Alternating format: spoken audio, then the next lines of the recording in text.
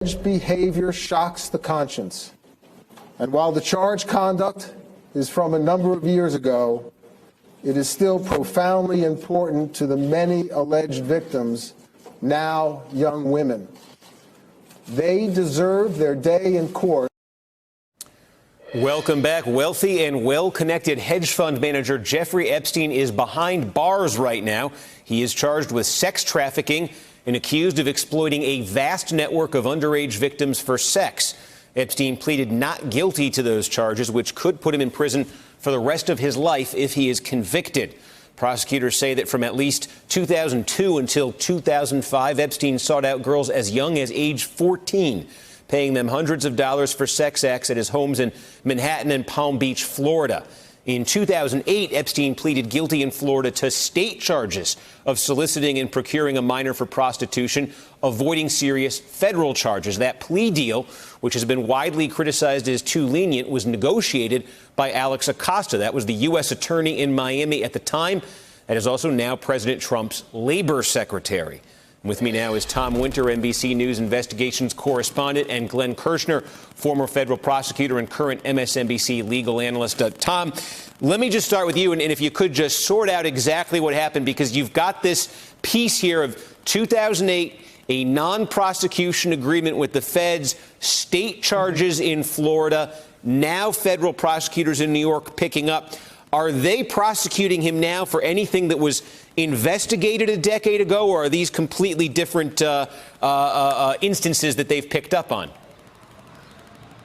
Good question, Steve. So it appears that, in fact, some of the things that they are looking into and some of the things that may be tied up into this are, in fact, things that were investigated back in 2008. We actually have to rewind the clock back a little bit further. And we have to look back to 2005. As a matter of fact, March 15th, 2005, when the Palm Beach Police Department formally opened their investigation into Jeffrey Epstein.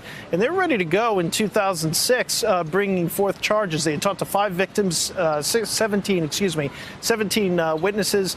They had compiled physical evidence. They had conducted a search warrant. So they were ready to move forward with the case. And a lot of the things that they discovered in the course of their investigation, Steve, in the same types of pattern, the practice, the idea of paying these women for quote-unquote massages. They would turn increasingly into sexual encounters, according to the allegations today, and according to the investigation back then in 2005, 2006.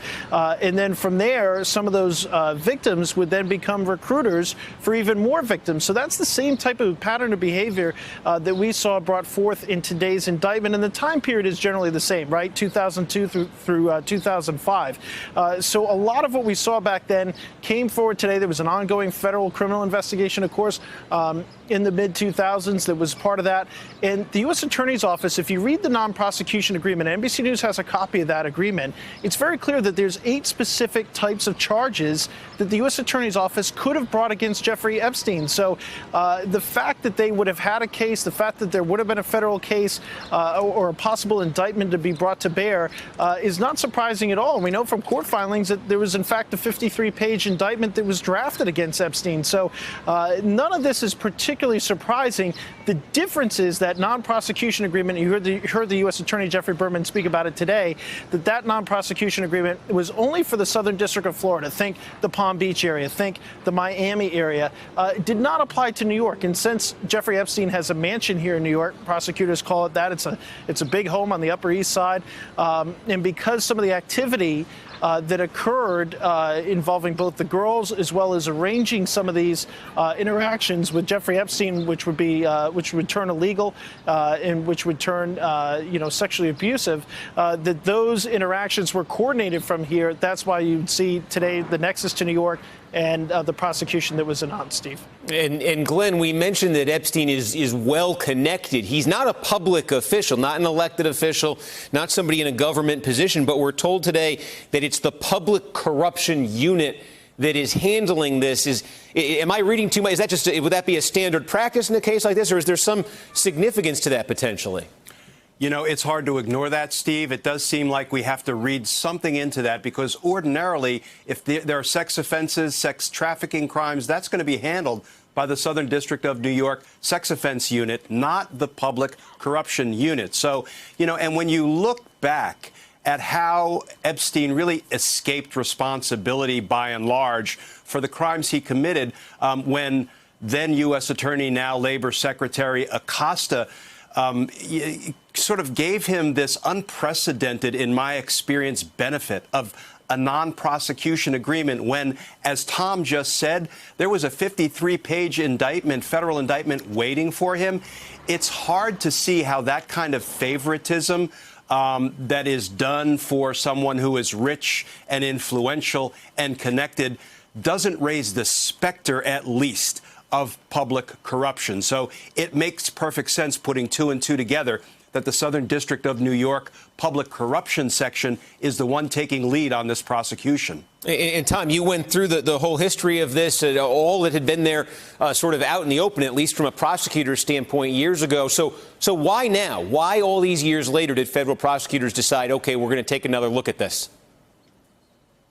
Well, I think it's important to note that today's indictment and the arrest of Jeffrey Epstein over the weekend on Saturday was not something that just came up in the past several weeks. This has been an investigation that's been going on for a long time. As a matter of fact, we know now from the public docket that's been unsealed this afternoon that federal prosecutors first filed this indictment under seal on July 2nd.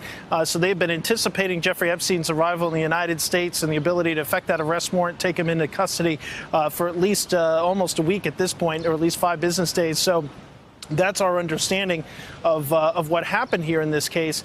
And I think that this case has been going on. They talked about it in court today. They took they used the word covert measures to make sure that this investigation did not leak out into the public. There were no public statements. There were no media reports about this investigation because they felt that they needed to make sure Jeffrey Epstein wasn't tipped off to this. As far as what initially triggered this investigation, U.S. Attorney's Office, Jeffrey Berman, pretty clear about this today, that it was some of the investigative reporting that's been done about Jeffrey Epstein. And I think we can point primarily to the Miami Herald and Julie Brown's reporting that led us to today's events. And basically, that reporting came out of the state prosecution files, which make it very clear exactly what was going on back in the mid-2000s. And Glenn, quickly, we mentioned the Labor Secretary, Alex Acosta's name coming up here, obviously, because he was part of that. He was key in that non-prosecution agreement 11 years ago. This came up a little bit in his confirmation hearings. We don't have any comment from the administration right now.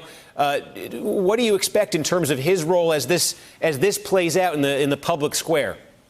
Well, the Department of Justice Office of Professional Responsibility has already opened an investigation to how then U.S. Attorney Acosta handled this.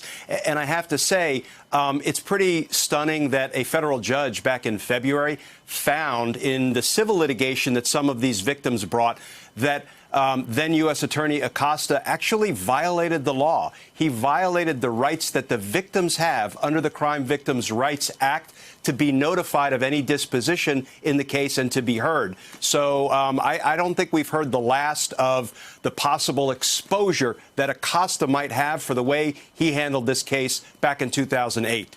All right, Glenn Kirshner and Tom Winter, thank you to both of you. Hello, YouTubers. If you're watching this, it means you've checked out our channel, so thank you. Now do me a favor, subscribe by clicking on that button down there. Click on any of the videos to watch the latest interviews and highlights from MTP Daily and MSNBC. You can get more Meet the Press content every morning in the First Read newsletter. If you're tired of content that you don't know anything about where it came from, you don't have to have that problem with us.